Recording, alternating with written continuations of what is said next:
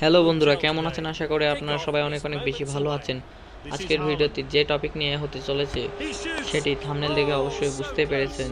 হ্যাঁ, আজকে DLS-25 আপডেটের পরে আমাদের DLS-25 গেমে কোন কোন প্লেয়ার যুক্ত হবে এবং এর সাথে কোনো আইকনিক প্লেয়ার অর্থাৎ রোনালদিনহো কিংবা ম্যারাডোনা, পেলের মতো প্লেয়ার যুক্ত হবে কি না হবে এ সম্পর্কেও আজকে বিস্তারিত তথ্য দিব।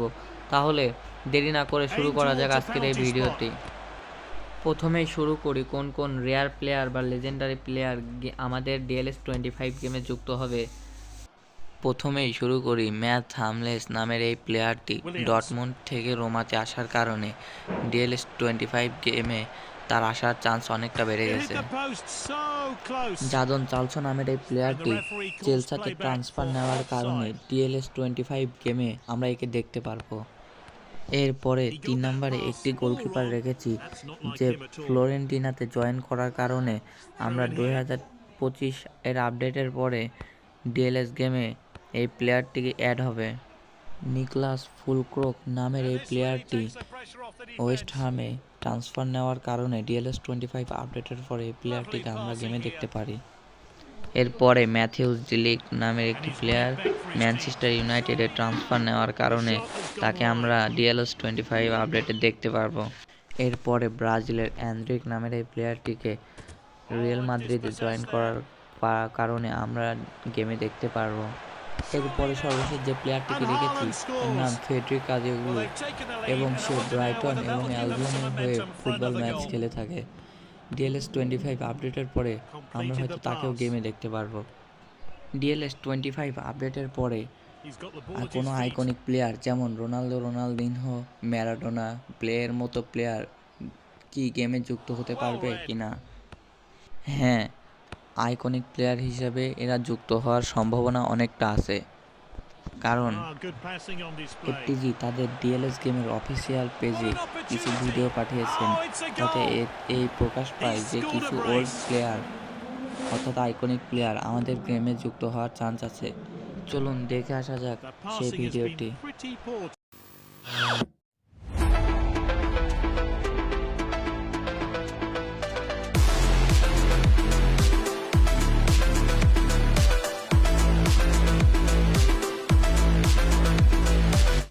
এই ভিডিওটির নিচে তারা স্পষ্ট লিখে দিয়েছেন, bringing past into present classic player will be available in DLS-25, এবং এই কথাটি দ্বারা বোঝাচ্ছে অতীতকে বর্তমানে নিয়ে আসা ক্লাসিক প্লেয়ারগুলি DLS-25 গেমে উপলব্ধি হবে।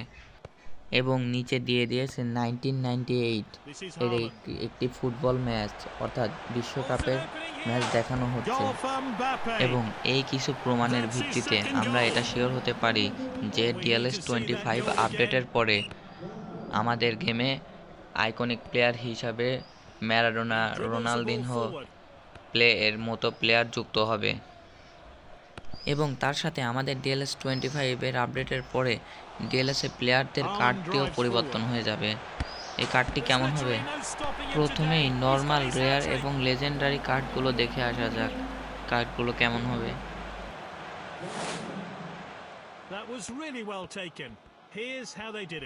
এই কার্ডগুলো এমন হবে এবং এদেরকে ম্যাক্স করার পরে কার্ডগুলো দেখতে ঠিক